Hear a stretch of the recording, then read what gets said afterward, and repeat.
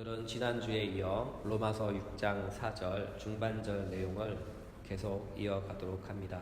지난주에는 아버지의 영광에 관하여 영광이 무엇인지에 대해 말씀을 함께 나누었습니다. 간략하게 요약하면 영광은 하나님의 본질에 관련된 것으로서 하나님의 모든 속성을 함축한 표현입니다. 다시 말해서 하나님의 궁극적인 특성은 바로 영광이라는 것이죠. 왜냐하면 하나님의 그 본질은 절대적으로 완전하기에 또한 하나님은 그 본질 안에서 스스로 영광이시기 때문입니다. 이와 같은 이유로 우리는 이 세상의 언어의 한계상 영광이라는 단어로 밖에 더 이상 하나님에 관하여 표현할 수가 없어요. 또한 이와 같은 이유로 성경에서 종종 하나님을 영광이라는 말로 부릅니다. 사도행전 7장 2절부터 4절 스데반이 이르되 여러분 부형들이여 들으소서 우리 조상 아브라함이 하란에 있기 전에 이르시되 영광의 하나님이 그에게 보여 이르시되 내 고향과 친척을 떠나 내가 내게 보일 땅으로 가라 하시니 아브라함이 갈대아 사람의 땅을 떠나 하란에 거하다가 그의 아버지가 죽음에 하나님이 그를 거기서 너희 지금 사는 이 땅으로 옮기셨느니라. 분명 아브라함에게 나타나신 분은 하나님의 영광이었으며 그에게 가나안 땅을 보여주신 분도 하나님의 영광이었고 그를 그 약속의 땅으로 인도하신 분도 분명 하나님의 영광이었습니다. 따라서 하나님의 영광은 아브라함에게 나타나셨고 일평생 동안 그와 함께 하셨으며 그를 돌보며 지키시며 이끄셨어요. 또한 이와 같은 하나님의 영광은 죽은 자를 살리시는 방식으로 나타났어요. 사도 바울은 본문에서 이렇게 말씀합니다. 로마서 6장 4절 아버지의 영광으로 말미암아 그리스도를 죽은 자 가운데서 살리심과 같이 예수 그리스도를 죽은 자 가운데서 다시 살리신 것은 분명 다름 아닌 하나님의 영광이었습니다. 이와 같이 하나님의 영광이 하시는 모든 일은 자신의 영광을 나타내시는 일을 합니다. 그렇습니다. 하나님은 자신의 영광을 스스로 드러내시는 하나님이십니다. 또한 하나님은 자신의 영광을 오직 자신에게만 제한시키지 않으시고 그 자신의 영광을 풍성히 나타내시며 우리가 그 영광을 함께 공유하며 즐기며 찬양하기를 원하십니다. 그렇다면 그는 어떻게 그 영광을 드러내셨나요? 이에 대한 답은 오늘의 문맥에 맞게 두 부분으로 구분하여 조심스럽게 접근해 보겠습니다. 먼저 보편적인 방식으로 나타내십니다. 제가 사용하는 보편적인 방식이란 하나님의 창조의 방식을 가리킵니다. 하나님은 당신의 영광으로 이 세상의 모든 것을 창조하셨습니다. 따라서 이 세상에 눈에 보이는 모든 것은 다 하나님의 영광의 창조물이며 하나님의 영광의 반영입니다. 그러므로 우리가 우리의 영적인 눈을 열어 하나님께서 창조하신 세상을 똑바로 바라볼 수만 있다면 우리는 이 세상이 하나님의 영광으로 충만하다는 것을 쉽게 발견할 수가 있어요. 이와 같은 이유로 시편을 지은 어떠한 시인은 하나님께서 창조한 세상을 바라보며 하나님께서 창조한 세상에 계시된 하나님의 영광을 이렇게 노래합니다. 시편 8편 1절 여호와여 우리 주의 이름이 온 땅에 어찌 그리 아름다운지요 주의 영광이 하늘을 덮었나이다. 시편 19편 1절에서 4절 하늘이 하나님의 영광을 선포하고 궁창이 그의 손으로 하신 일을 나타내는도다. 날은 날에게 말하고 밤은 밤에게 지식을 전하니 언어도 없고 말씀도 없으며 들리는 소리도 없으나 그의 소리가 온 땅에 통하고 그의 말씀이 세상 끝까지 이르도다. 시편을 지은 시인의 노래가 참 아름답지 않습니까? 시편의 시인이 노래하는 것처럼 하나님은 자신의 영광을 드러내시되 하늘의 별들을 창조하는 방식으로 또한 그 별들을 질서정연하게 배열하는 방식으로 드러내신 것이에요. 아울러 하나님은 계절의 변화를 통해서도 자연 안에서도 자신의 영광을 남겨놓으셨어요. 누가복음 12장 27절 백합화를 생각하여 보라. 실도 만들지 않고 짜지도 아니하느니라. 그러나 내가 너희에게 말하노니 솔로몬의 모든 영광으로 입은 것이 이 꽃 하나만큼 훌륭하지 못하였느니라. 이 세상에서 가장 지혜롭고 가장 큰 부를 누렸던 한 왕이 있었다면 그 왕은 바로 성경에 등장하는 솔로몬 왕이에요. 그런데 우리의 주님이신 예수님은 이렇게 말씀하셨죠. 그렇게 부유한 솔로몬 왕이 입었던 옷도 하나님의 영광을 계시한 꽃 한 송이보다 못하다. 이처럼 하나님의 영광은 꽃 한 송이에도 지극히 충만하게 나타나 꽃 피우고 있습니다. 그러므로 하나님의 영광은 그가 지으신 모든 만물 안에, 모든 창조 안에 충만히 나타나 있어요. 참고로 이와 같은 하나님의 영광은 역사를 통해서도 나타납니다. 노아의 홍수 때 나타나 세상을 심판한 것은 바로 하나님의 영광이었습니다. 그래서 불경건한 자들을 물로 심판하셨고 의롭고 경건한 자들을 구원하셨어요. 사랑하는 여러분, 하나님의 영광은요 이렇게 심판으로도 나타납니다. 왜냐하면 하나님의 영광은 지극히 거룩하시고 지극히 의로우신 까닭에 죄를 보거나 불법을 보면요 죄를 소멸하시며 불법을 심판합니다. 이와 같은 이유로 하나님의 영광은 지극히 경이로운 것임과 동시에 하나님의 영광은 지극히 큰 두려움입니다. 그래서 우리는 언제나 하나님의 영광을 대면할 때 지극히 큰 경외함과 두렵고 떨림으로 하나님의 영광을 대면해야 합니다. 또한 이와 같은 하나님의 영광은 이스라엘이 출애굽할 때에도 나타났어요. 그래서 홍해를 쪼개어 둘로 나누고 하나님의 영광을 시험하는 애굽인들을 그들이 본 하나님의 영광으로 말미암아 멸망시키신 것이죠. 그리고 광야에서 구름 기둥과 불 기둥으로 이스라엘 백성과 함께 하셨고 시내산에서도 나타나셨으며 모세의 회막에도 영광으로 충만히 임하시어 당신의 영광을 나타내셨어요. 이와 같이 하나님의 영광이 이 땅에 충만히 나타났음에도 불구하고 우리는 왜 그 흔한 하나님의 영광에 실오라기조차 보지 못하고 느끼지 못하는 것일까요? 그것은 우리의 죄 때문입니다. 그래서 사도 바울은 이 점을 꼬집어 이렇게 말씀하시죠. 로마서 1장 19절에서 20절 이는 하나님을 알만한 것이 그들 속에 보임이라 하나님이 이를 그들에게 보이셨느니라 창세로부터 그의 보이지 아니하는 것들 곧 그의 영원하신 능력과 신성이 그가 만드신 만물에 분명히 보여 알려졌나니 이미 앞에서 언급한 것 같이 하나님의 영광은 창조를 통하여 세상 안에 충만하게 나타나 있어요. 단지 우리 인간이 죄 때문에 하나님의 영광을 볼 수가 없는 것이죠. 여러분, 하나님의 영광과 관련하여 생각해 볼 때 죄의 근본적인 본질의 문제가 무엇인지 아십니까?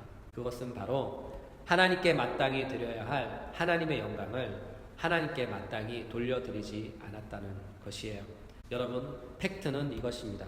로마서 1장 21절 하나님을 알되 하나님을 영화롭게도 아니하며 감사하지도 아니하며 오히려 그 생각이 허망하여지며 미련한 마음이 어두워졌나니 스스로 지혜 있다 하나 어리석게 되어 썩어지지 아니하는 하나님의 영광을 썩어질 사람의 새와 짐승과 기어다니는 동물의 모양으로 바꾸었느니라. 그래서 죄의 가장 고질적이며 본질적인 문제는 바로 하나님의 영광을 바라보고도 하나님의 영광을 알고도 그 영광을 찬양하지 않거나 그에게 영광을 돌리지 않는다는 것이에요.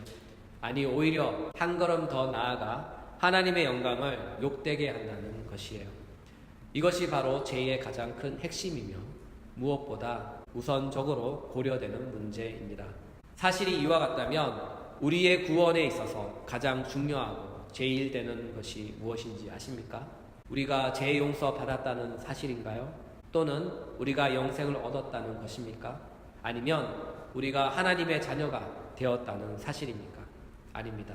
이 모든 것은 구원에 있어서 중요한 포인트이긴 하지만 우리의 구원에 있어서 가장 핵심 요소 제1원리는 아니에요. 그렇다면 우리의 구원에 있어서 가장 중요한 핵심 요소 구원의 제1원리는 무엇일까요? 그것은 우리가 다시 하나님을 알고 하나님이 원하시는 바 그분의 영광을 그분에게 다시 돌려드릴 수 있는 존재가 되었다는 것이에요. 다시 말해서 하나님의 영광을 올곧게 바라보고 그분에게 마땅히 돌려드려야 할 그 영광을 마침내 다시 돌려드리게 되었다는 사실입니다. 드디어 사도 바울이 로마서 1장 21절에서 말한 바가 성취되었다는 것이에요. 죄로 인해 하나님을 알지 못했던 죄인이 구원을 통하여 이제는 하나님을 바로 알게 되었다는 것입니다. 죄로 인해 하나님을 영화롭게 못했던 죄인이 구원을 통해 이제는 하나님을 영화롭게 하는 존재가 되었으며 마침내 그가 하나님께 감사하는 존재가 되었다는 것이에요. 사랑하는 여러분, 이것이 바로 우리가 우리의 구원에 있어서 그 무엇보다도 우선적으로 고려되어야 할 사항입니다. 여기에 모인 우리 모두는 사도 바울이 로마서 1장 21절을 통해 간곡히 바랬던 바 하나님을 알고 영화롭게 하며 감사하는 구원의 참된 의미를 아는 자가 되시길 예수님의 이름으로 축복합니다. 사랑하는 여러분, 우리의 구원의 참된 의미가 바로 여기에 있는 것이죠. 이제는 우리가 구원을 통하여 비로소 하나님께 영광 돌릴 수 있는 존재가 되었다는 것이에요. 이것이 바로 우리가 받은 구원의 핵심입니다. 이와 같은 이유로 웨스터민스터 소요리 문답 제1문은 구원받은 신자에게 이렇게 질문을 합니다. 제1문, 사람의 제일 되는 목적이 무엇입니까? 이에 대한 답은 이것입니다. 사람의 제일 되는 목적은 하나님을 영화롭게 하는 것과 영원토록 그를 즐거워하는 것입니다. 만약 우리가 익히 아는 바와 같이 우리의 구원의 핵심이 제4함에 있었다면 웨스터민스터 소요리 문답의 제1문의 답은 분명 이렇게 답했을 것입니다. 사람의 제일 되는 목적은 제4함입니다. 그렇죠? 또는 사람의 제일 되는 목적은 영생입니다. 라고 대답했을 것이에요. 그러나 우리가 신앙의 표본으로 삼고 있는 웨스터민스터 신앙고백서의 제1문의 답은 명백합니다. 사람의 제일 되는 목적은 하나님을 영화롭게 하는 것과 영원토록 그를 즐거워하는 것이다. 사람의 제일 되는 목적은 하나님을 영화롭게 하는 것과 영원토록 그를 즐거워하는 것이다. 이것은 우리의 참된 신앙 고백이며 이것은 우리의 구원의 핵심입니다. 이와 같은 사실로 인하여 이사야 선지서에는 이렇게 기록되어 있어요. 이사야서 43장 7절, 내 이름으로 불려지는 모든 자 곧 내가 내 영광을 위하여 창조한 자를 오게 하라. 내가 그를 지었고 그를 내가 만들었느니라. 여러분, 본래 하나님께서 사람을 창조하신 목적은 이것이었습니다. 창조주 하나님을 알고 그를 영화롭게 하며 그를 영원토록 즐거워하는 것이에요. 그런데 죄가 나타났고 죄는 하나님과 사람 사이에 단절을 가져왔으며 죄로 인해 사람은 더 이상 하나님을 알지 못하게 되었고 결국 죄는 사람으로 하여금 더 이상 창조주 하나님을 영화롭게 하지 못하는 존재로 전락시켰다는 것이에요. 이것이 바로 죄가 그렇게 무서운 이유입니다. 이것이 바로 우리가 죄를 멀리해야 하는 이유인 것이죠. 이것이 바로 우리가 죄를 그토록 피해야 하는 이유입니다. 사랑하는 여러분, 우리가 구원받는다는 것은 죄로 인해 하나님을 영화롭게 하지 못하는 자리에서 건진받아 다시 새롭게 되어 하나님을 영화롭게 하는 원래의 자리로 되돌아왔다는 그런 뜻이에요. 이것이 바로 우리가 우리의 구원을 생각하는 방식입니다. 이것이 바로 우리의 구원의 핵심인 것이죠. 여러분, 사실이 이와 같다면 우리의 정체성과 삶의 이유와 목적은 분명해졌어요. 사랑하는 여러분, 우리의 정체성이 무엇입니까? 우리의 정체성은 하나님의 영광을 찬양하며 하나님께 영광 돌리는 자입니다. 사랑하는 여러분, 우리가 우리의 삶을 살아야 하는 이유가 무엇입니까? 결혼을 위해서입니까? 돈을 벌기 위해서입니까? 좋은 대학, 좋은 직장을 얻기 위해서입니까? 아닙니다. 우리가 살아야 하는 이유는 딱 한 가지. 그것은 하나님의 영광을 위하여 사는 것이에요. 내가 돈 버는 것도 하나님의 영광을 위하여, 내가 결혼하는 것도 하나님의 영광을 위하여, 내가 공부하는 이유도 모두 다 하나님의 영광을 위하여 하는 것이에요.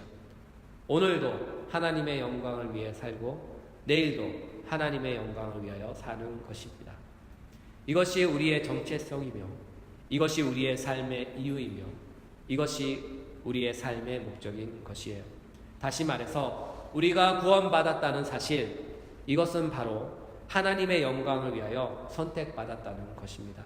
우리가 이 세상에서 그리스도인으로서 존재하는 이유는 오직 하나, 하나님의 영광을 위해서 존재합니다. 사랑하는 여러분, 이 사실을 꼭 기억하시기 바랍니다. 만약 우리가 이와 같은 사실을 망각하는 순간 우리는 세상 사람과 다를 바 없는 세상이 던져주는 가치관을 따라 세상 사람들처럼 동일한 삶을 살아갈 것입니다.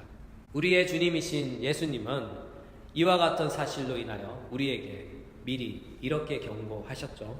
마태복음 5장 13절, 너희는 세상의 소금이니 소금이 만일 그 맛을 잃으면 무엇으로 짜게 하리요? 후에는 아무 쓸데없어 다만 밖에 버려져 사람에게 밟힐 뿐이니라. 근래에 그리스도인들과 기독교 사회가 세상의 비판의 정점에 서 있는 이유가 무엇입니까? 그것은 우리의 구원의 분명한 목적을 잃어버렸기 때문이에요. 사도 바울이 염려한 로마서 1장 21절의 내용 그대로 살기 때문입니다. 하나님을 알되 영화롭게 하지 아니하며 감사하지 아니하며 하나님의 영광을 썩어 없어질 사람과 새와 짐승과 기어다니는 동물의 모양으로 바꾸었기 때문입니다. 그리스도인의 삶이 하나님의 영광을 위해 살아야 하는데 세상 사람들처럼 자신의 성공을 위해 살아가기 때문입니다. 교회가 하나님의 영광을 위해 힘쓰고 애써야 하는데 세상의 기업들처럼 땅 사고 건물 사고 하나님께 드려진 헌금으로 돈놀이하기 위해 힘쓰고 애쓰고 있기 때문입니다. 그래서 기독교가 구원의 본질을 망각하니까 결국 세상에 버려진 소금과 같이 되어 세상의 발에 짓밟혀 조롱거리가 된 것이에요. 사랑하는 여러분, 우리는 이제 다시 구원의 본질을 회복해야 합니다. 하나님의 영광이 나타나 우리를 구원하신 목적은 제사함이 아니에요. 영생이 아닙니다. 자녀 삼음이 아니에요. 하나님께서 우리를 구원하신 목적은 바로 하나님께 모든 영광 돌리는 예배자가 되게 하기 위해서입니다. 이것이 바로 구원의 궁극적인 목적입니다. 사랑하는 여러분, 우리는 지금 우리의 눈앞에 명백히 제시된 단 하나의 구원의 진실 앞에 서 있어요. 그렇다면 여러분은 지금 그 진실 앞에 어떻게 반응하시겠습니까? 첫째, 아멘으로 수경하여 지금부터 하나님의 영광을 위해 산다. 둘째, 일단 유보하며 집에 가서 곰곰이 생각해본다. 셋째, 무조건 부정하며 이 말씀은 내 말씀이 아니라고 우겨본다. 과연 여러분의 선택은 무엇입니까? 사랑하는 여러분, 여러분께 구합니다. 지금 이 시간 명백히 주어진 진실 앞에 우리의 영과 마음을 주목하시기 바랍니다. 그리고 오늘 말씀을 통해 제시된 구원의 진실 앞에 겸허히 자신의 삶을 비추어 보고 결단하여 구원의 목적에 맞게 길을 걸어 갑시다. 비록 지금 내가 걷는 이 길이 현실은 가시밭길 같아 보이고 고난의 길 같아 보이고 실패자의 길 같아 보여도 만약 하나님의 영광이 나를 구원하여 나에게 제시한 그 길이라면 그 길은 분명히 영적인 꽃길이 될 것입니다. 그 길은 분명히 하나님께서 함께 하시는 영광의 길인 것입니다. 여러분, 이 사실을 믿으시기 바랍니다. 이 길은 우리의 성경적 모범 사례인 신앙의 선배들이 걸어갔던 길이요, 개혁주의를 표방하며 험난한 시절을 보냈던 종교 개혁자들의 길이며 지금 우리가 걷고 있는 길입니다. 분명 이 길은 좁은 길이며 분명 이 길은 힘든 길입니다. 그러나 이 길은 하나님의 영광이 보여준 길이며 하나님의 영광이 안내하는 길이며 하나님의 영광이 나를 이끄시는 길입니다. 무엇보다 중요한 것은 이 길은 주님께서 함께 하시는 길입니다. 우리의 주님은 마태복음 28장 20절에서 이렇게 약속하셨어요. 볼지어다 내가 세상 끝날까지 너희와 항상 함께 있으리라. 사랑하는 여러분, 우리는 이제부터 하나님의 영광을 위하여 살아갑시다. 우리가 살아도 하나님의 영광을 위해 살고 우리가 죽어도 하나님의 영광을 위해 죽읍시다. 다시 말해서 공부를 해도 하나님의 영광을 위하여, 직장을 다녀도 하나님의 영광을 위하여, 결혼을 해도 하나님의 영광을 위하여, 자녀를 낳아도 하나님의 영광을 위하여, 무엇을 하든 모두 다 하나님의 영광을 위하여 해야 합니다. 이와 같은 말씀에 사도 바울은 우리에게 이렇게 격려의 말씀을 덧붙입니다. 고린도전서 10장 31절. 그런즉 너희가 먹든지 마시든지 무엇을 하든지 다 하나님의 영광을 위하여 하라. 사랑하는 여러분, 제가 오늘의 말씀에 의지하여 여러분께 주님의 이름으로 권면합니다. 여러분은 먹든지 마시든지 무엇을 하든지 하나님의 영광을 위하여 하십시오. 여러분의 인생도 삶의 목적도 결혼도 직장도 사업도 사회관계도 친구 관계도 모두 다 하나님의 영광을 위하여 하십시오. 이쯤 되면 사단의 유혹이 여러분 생각 속에 살포시 들어옵니다. 억울함, 그렇죠? 아직 내 인생은 많이 남았는데 내 남은 인생을 주를 위해 쓰다 보면 무엇인지 모르지만 왠지 모를 손해볼 것 같은 느낌, 그리고 그 억울함, 막막함, 답답함이 몰려오죠. 여러분, 그거 물리치시기 바랍니다. 여러분이 지금 남은 인생 모두 다 하나님의 영광을 위해 모두 바친다고 해도 그것은 결코 손해보는 것이 아니에요. 왜냐하면 우리의 주님은 또 이렇게 말씀하시며 위로했기 때문입니다. 마가복음 10장 29절에서 30절. 예수께서 이르시되 내가 진실로 너희에게 이르노니 나와 복음을 위하여 집이나 형제나 자매나 어머니나 아버지나 자식이나 전토를 벌인 자는 현세에 있어 집과 형제와 자매와 어머니와 자식과 전토를 100배나 받되 박해를 겸허히 받고 내세의 영생을 받지 못할 자가 없느니라. 분명히 우리 주님의 이 말씀에는 내세의 약속만 있는 것이 아니라 지금 이 땅의 약속도 포함되어 있어요.